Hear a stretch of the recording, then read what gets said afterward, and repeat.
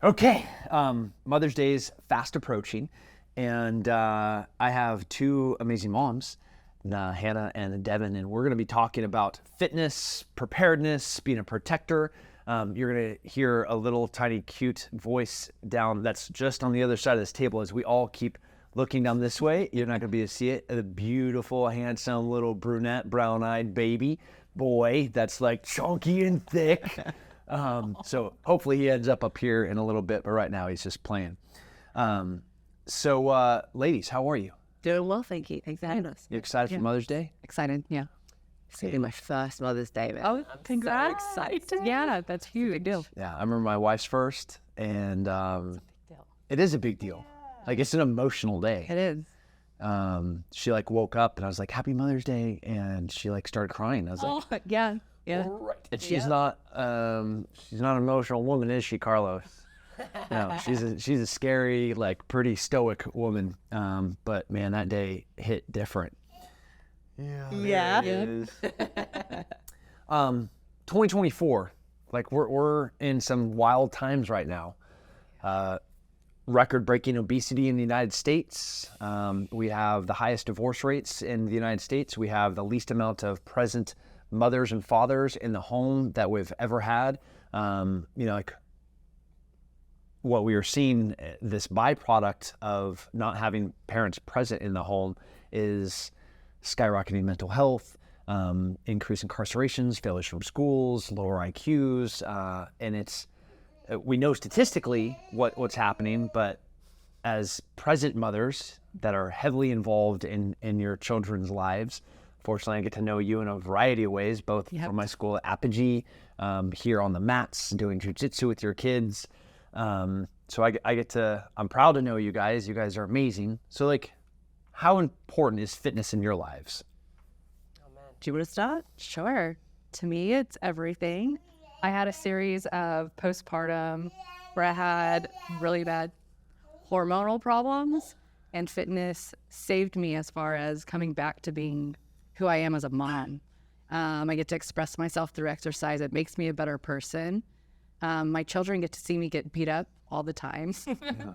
They sit at night class with me here at the gym 3-4 times a week, and I feel like it's so cool for them to watch me struggle but overcome every single time. Yeah. Because I asked them to do the same thing, and for the longest time they were in jiu-jitsu before me, and it felt very contradictory to ask them to get beat up, especially my daughter, and me not to be able to do the same. Yeah. And so to me, it's like, it's everything. It's like the base of like respect in my household. It's one way we discipline as well. To me, it's so important, and I can't imagine our life being any different. So 2022, you were heavy. You were looked depressed. Extremely. You clearly were struggling with like self-image, and I mean, now overworking like, too. Yeah. Now, like, people not knowing what you looked like 2-3 years ago could never imagine the transformation that's occurred. I've known you for 18 months now, a year. No, more than a year. Probably, yeah. 18 right in between there. And there has been like a beautiful transformation, not just physically, but I think more important is the intentional presence that you have with your family. Thank you. How are those two things connected? I would say energetically. So I would say how I feel about myself also pours out to how I treat everyone else around me, especially my kids.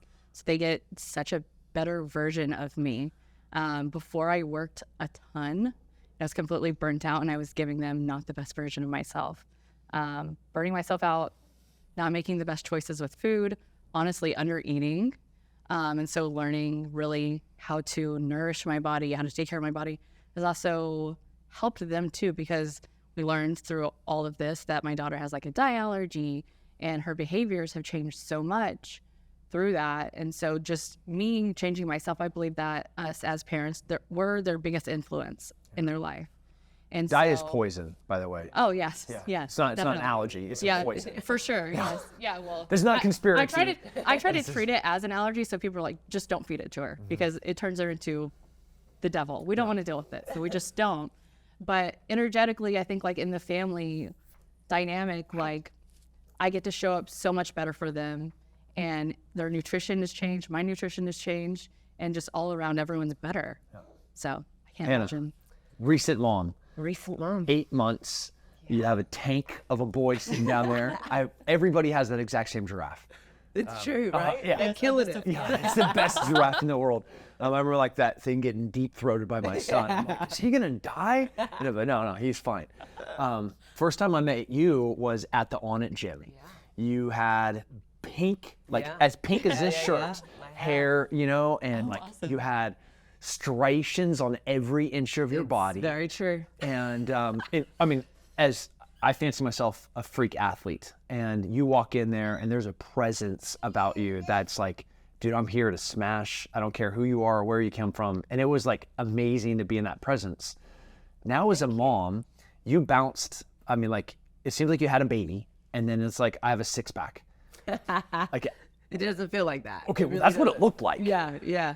So fitness and you, mother, talk me through this. Yeah. So I've been in the fitness industry for 14 plus years, you know, taking it. You're the happiest seriously. baby in the world, by the way. He's very happy. He's a very happy baby. I don't know what we did to be so blessed with this boy, but he's amazing. Thank you very much. And that was just me. My identity was fitness, right? I think fitness has helped me understand potential, understand what we're capable of, and I've done some pretty hard things, right? And then throw in, you know, us all being locked in our houses for a long time. That was a massive, like, whoa, I have no other gear than gear 6. So did a lot of soul searching internally of like, what am I trying to seek through fitness? Because I was ready to fucking go at any point, and it was just everything to me. And realized that there's a lot more to life than just fitness, and I'm trying to escape these demons somewhere, right? And so that's when the discussion of like, been with my husband since I was 19, you know, and so we've been together, it'll be 15 years, yeah.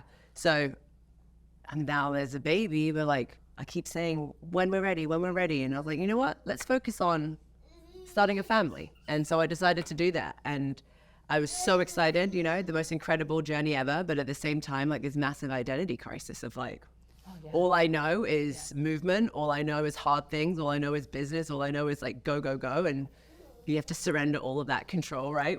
As you step into motherhood. So that's what I did. And it's been the most beautiful journey. Has made me slow down. We've been gifted with this amazing chunk. But then once I became a mom, I'm like, as much as this is my number one priority, I'm more than just a mom, you know? And I understand what fitness has done for me in my life. Yeah. And I know how it makes me feel. It makes me sharp as shit. It makes me driven. It makes me excited and feel alive. And I can do both. So I've figured out a way of doing both. And I'm very grateful that I've set my life up in a way that I have the freedom to do that. And so I get to be his sole caregiver, but also his protector, right? As a wife, I feel like and a mother now, I feel like I have a responsibility to protect him. And I think that's always been my competitive edge, is like, I'm ready at any point. So now it's not just about me, right? Now I've like got a little one that I've got to protect as well. So he's one of my biggest motivations as to why I show up every day. That gives me like, what am I chasing? I'm chasing to be the best version of myself for him and show him what's possible. So there's a study I have right here, and it's a pretty powerful one that just specifically addresses the fitness of the mother, how that directly affects the fitness of the children. So the fit of the mother, the fit of the kids. The fit of the parents, the fit of the kids. The more present the parents, the better the kids. Every single metric of measurement about the success of a child later in life, like, are they going to go to prison? Are they going to graduate from high school? Are they going to go to college? Are they going to struggle with drugs? Are they going to struggle with mental health and suicide? Every possible metric is directly influenced by the presence of the father and the mother in the home in very different ways. But health specific, both of you being very healthy, and post-pregnancy, how do you reconcile, like, your identity was fitness, right? Like, you combated depression and postpartum with fitness. Now to like, what does it look like for, I think if people were to look at you or look at your Instagrams, it'd be kind of intimidating. Where do people start? How do you reconcile being a mother and being extraordinarily fit? Yeah. I would say taking ownership is like the first step. Like, if you're not happy with yourself, you have to first internally look in and take ownership of what you've created for your household. I feel like the mom is in charge of the household. So I'm sure you hear this a lot, but you'll hear moms complain about like, well, my kids only want chicken nuggets, or my kids only want this or that, like some type of fast food. It's like, well, as the parent, you have to take ownership of what you're feeding your children and what you're allowing in the first place. So I think that's the first part, because kids don't become obese by accident. They become obese by allowing it. So for me, I would say that my habits trickle down to their habits. So just taking ownership of what I'm doing in my day-to-day. I can also tell you from one spectrum of when I was super depressed and just all of my focus was just on work and not so much exercise. I would still exercise, but nowhere near like to the extent I do now. My children's fitness is so different now. Like they do what I do. They copy everything that I do, and they want to. They get excited. They want to be just like me. And so I've seen their bodies change. I've seen their mindsets change. And as we grow together as a family, it's for the betterment. So to me, it's like I just have to always take ownership of like where the ship is going as a mother, because like I said, I feel like we're their biggest influences. So you're either going to influence them to be unhealthy or you're going to influence them to be unhealthy, because I've never seen a very healthy mom with very unhealthy kids. Like it just doesn't happen. So that's what I would But you say. see the opposite all the time. Yeah. Where, you walk down in the supermarket in the cereal aisle, and the unhealthy, obese woman that's pulling the sugary things off of the aisle, and you look behind her and she has two clearly overweight children. Like, it breaks my heart. Yeah. And with the military right now, 70-80% of all candidates aren't even eligible to serve because of obesity and mental health and criminal history. So like all of the kids in the United States, 3/4 of them can't serve because of their health. That's wild. That's in our control, right? That's right. One of the few things that we get to control. Which is absurd. So It is. motivation, discipline, how do you in a day organize where there's time to train, you're eating clean, like are there cheats? Are there ways that you can, like, life hacks? How do we do this better? Yeah, and just feeding into what you said before, I think as a fitness professional, I help a lot of women. Most of my community are women. And so I always hear like this thing about I don't have time to work out, right? Or I have mum guilt, right? Or I understand the struggles and the stress that comes with being a parent. Like that's, they're not comparable by any means, but they're relative to every individual. But luckily enough, I had fitness in my life before I became a mum, and I understood what fitness did for me and how it was a space for me to release stress or really like metabolize toxic energy in a way. So to be a better version of myself, I need to do these things, which is why it's a non-negotiable. And so it's already implemented as part of my life and my husband's lifestyle, and that's just what we do. But where can we guide someone that's just beginning? I think the biggest shift for me becoming a mom was switching mindsets from an all or nothing to something is better than nothing. Because I used to be so hardcore, and it was like, if I can't get my 3-hour training session in today, then what's the point, And I had a wild labor story that put me out for quite a while. Like I couldn't walk, I couldn't sit down for weeks. It wasn't fun. And that rocked my world. So I realized like, all right, well, walking is dope. Right? I'm gonna keep walking, and that's it. And I think I thought in my mind, in order to get back or to be who I was before, I need to do the same thing. And it's like, I don't want to bounce back, I want to bounce forward, right? Into a different version of myself and be okay with the fact that things aren't at a level 100 all the time. And consistent small deposits every single day have got me the 6-pack back. I didn't go extreme right away. I didn't even move for like 6 weeks. It was a lot of walking and really light strength training, and then progressively getting control of my pelvic floor again and really like progressive overload at its finest, right? And that's what got me here. I think people think you need to go super extreme, and I watch other mums go from postpartum where then can barely stand up without peeing themselves a little bit straight into like a really extreme CrossFit workout. It's like, that's not it. More doesn't mean better. Patience is key. So if anyone's coming back to that would be my advice. But now discipline, like the hacks, my day as a mom starts at 1 p.m. every day. And I have some pretty aggressive goals personally that I would like to achieve. I run multiple businesses as well. And there you go, baby. How'd you end up there? He went from He's like, sitting up to yeah. He was just seeing the walls. Yeah, right. So if I want to get those things done, right, that means I have to wake up earlier. I have to make decisions and be extremely prepared with nutrition and a meal prep. And it's maybe that seems crazy the way I live my life, but it allows me to do everything. And I want to be able to do everything. You know, priority number one is mom, but that doesn't start till 1. You know, I can just make nice my rollover. On the we're celebrating Dad Day or Mom Day, but on for me to be a good dad, like fitness, hang out with my son on the lacrosse field, be able to still beat him in a foot race, being able to like pick up my daughter and throw her 10 feet in the air. Totally. Like her feeling what it's like to be in a man's hands and a man's arms where she's safe and protected. Like for me, like being a dad is so, and it has to be the same with a mom. It's like so related and overlaps with being a fit, insanely fit human. Yeah. It's like postpartum, before we like get into the protector side, what is, I know a lot after you become a mom, like hormones go crazy, body goes crazy, hair's falling out, you're like producing food for another human. Sometimes you can't and you feel guilty because of it. Like I know you struggled a ton with that. How did you turn that corner and get from a 2022 mom to who you are now?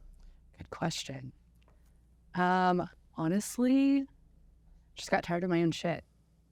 Like, that's just the truth. Got tired of my own shit. I got tired of feeling like shit. I was in fitness before I had kids, and then it just became like a downward spiral of just not feeling like myself after I had kids. Mm-hmm. And I tell this to moms all the time: put yourself first. I know it sounds so selfish, but it's really not selfish, because when you put yourself on the back burner, you're not doing your children or your family any favors. Because I got to the point where I was always last place. You can mess with all that stuff. Is that okay? All right. He's very curious. As long as it's not small. Like, yeah. I was putting myself last place every single day for years and years and years, and that compounds. Just like anything in life compounds. And so that's why I always tell moms specifically, take care of yourself first, especially your fitness, because fitness is one of the easiest and best ways to take control of your life. And then you can trickle that discipline and self-respect in other areas of your life. But start there, and then that trickles off to your children as well. And seeing them be healthy and want to have good choices, it's like such a beautiful thing that nothing can buy that. It's just like such an experience that you're able to gift to your children. Both of you have been through a protector course here. You were attacked by men. You had to deal with giant, talented men of violence that were trying to usher you into learning how to protect yourselves. You're both physical, strong, healthy creatures. There's something different about learning how to fight to protect yourself and to protect your family. What is that now as like a recent mom and a mom of like 2 pretty rad, crazy kids? How do you every day like turn that switch to be able to protect and preserve the life of your children? It's a great question. I think for me, the physical aspect of that course was extremely valuable, of course. But something that stood out to me was the situational awareness. So everywhere I go, I'm watching my 6. I have an eye on what's happening around me to hopefully avoid a situation if I can, if that's in my control. But I'm also now feel like I have some skills and some tools in my back pocket to utilize if shit ever went down, and be able to stand my own. But it's also a matter of continuing the practice, which is the big part of the game, right? He's very strong and very curious. He's like, what is this thing? So you do jiu-jitsu every single day. Yes. Because of the protector course, that was like my foot in. That was like the genesis, the catalyst. It was like very eye-opening because I feel like naturally I'm a mama bear. I've always thought like if worst case were to happen, I have no problem reacting. But that was so fucking eye-opening, having these people literally just lay on me. They didn't have to do anything else, and I felt like I was going to die. So from that point on, I've been here 5-6 days a week, sometimes 2 classes in a row, because I'm with my kids 95% of the time alone. And I don't think I would ever be able to go to sleep knowing that I let someone or something happen to them and I didn't try my hardest. And this being something that's so close to us and so accessible, like, why would I not want to do that for my children? It doesn't make any sense why I wouldn't. Yeah, it's a superpower for sure.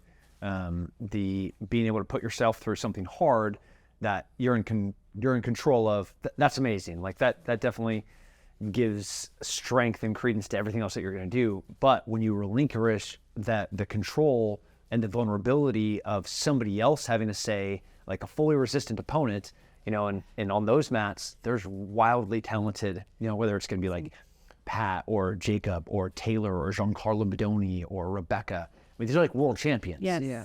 And they're out there, like, they're not killing you, but they're taking you deep, deep, deep into the water and letting you drown there. Yeah. You got to swim your way back up. Yeah. Something that stands out to me that I think of all the time while I'm training or remembering that weekend is like the response time.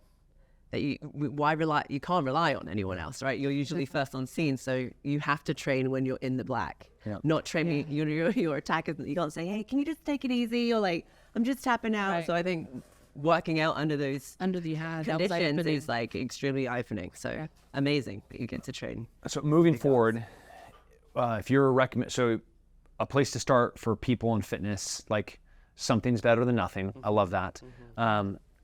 On like learning how to be a protector, where do women start? Okay, it's Mother's Day. You're like, hey, every dad out there, you have to create time for the mother of your children to do fitness. Yes. One, you have to do it. That is your responsibility to create white space for them to be able to train. Two, give them resources to learn how to fight to protect your children. That is your second responsibility. So like if I'm gonna have a call to action, those are the two things. Create time for them to be physically fit. Second is create resources for them to learn how to protect themselves. You're gonna tell moms, what should they do? Like where do they start to learn how to protect themselves and their family? I would say start with the course, right? Because the course exposed me to multiple things that my fitness translated and kind of rolled over to maybe some of the jiu-jitsu, but the shooting aspect was something that I exposed how much of a gap I have in my game. So luckily have like a range walking distance from my house, right? So I can, my neighbors have got a range, so I can just go down there, and that's like now part of date night, right? That's an interesting thing. That's something that I can do multiple times a week. But I notice if you don't keep practicing it, if you don't use it, you lose it. Yeah. So I think the course is so eye-opening for me personally, if you have access to that. And I don't know about you, but when everyone went around and said, why are you here? How'd you get here? I would say like 75 to 80% of the women said, my husband signed me up for this, and I have kids, and I want to be an asset and not a liability. And I thought that was powerful. That's incredible. In your courses, do you remember how many women had prior assault experiences? Too many. I did a post on that yesterday. I did some research. It's like 1 in 3, so 30% of 1 in 3 are physically assaulted. Yeah. They think 2/3 are harassed to assaulted. 1/3 of all college students are physically assaulted while in college. Wild. In our courses, we have about 75% of the women in attendance have an assault or a sexual assault in the background. Yeah. Like, That's wild. Crazy. yeah, 1 is too many. Yes. And when you're talking 75% of people in attendance, I think I'm kind of talented at violence. Everywhere I go, I have a gun. And in every one of these active shooters, in every one of these situations, it keeps going until somebody shows up with a gun. Now you live in Texas. You're physically fit. You're situationally aware. Are you working towards the goal of always being able to protect your guys' self and your family? Yeah. Yes. I had a concealed license living in Florida, but when I came here and they asked me why I'm here, I'm like, I have a concealed license, but I don't feel like I have enough skill. Yeah. I had carried a gun for years in a fanny. I grew up in the country, but going to the course gave me so much confidence because I didn't realize I had an accuracy problem. And I was like, why? I couldn't figure it out. And it was just because I was pulling the trigger too fast. And it was like, it boggled my mind because I couldn't figure it out. And it was like, something so simple. But if those people weren't there to help me, to help direct me, something so small, like, okay, now I have it ingrained in my brain if I ever need to use this to slow down.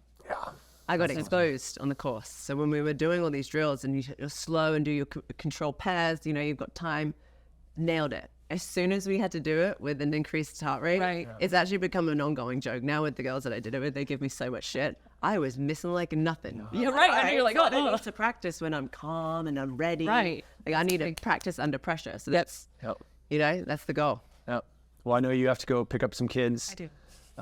So thank you so much. Happy early Mother's Day. Thank you. You guys are amazing. Thank you for everything that you both do for the fitness community and for mothers at scale. Where can people find you?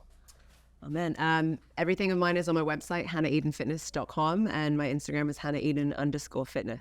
Okay. You can find me on Instagram, and mine is Your Daily Devin. Devin with Devin. We'll plug all that into the description below. If you have any questions specifically about fitness or about where to start, we'll have links directly to both of their accounts. Go there. They're incredible, powerful mothers, and it's never too late to start, and you don't have to do a lot. 1% is plenty. It's true. All right, ladies. Thanks for having us. Yeah. Thank you. Take care. It was awesome to meet you too. You too. It was really good to meet you.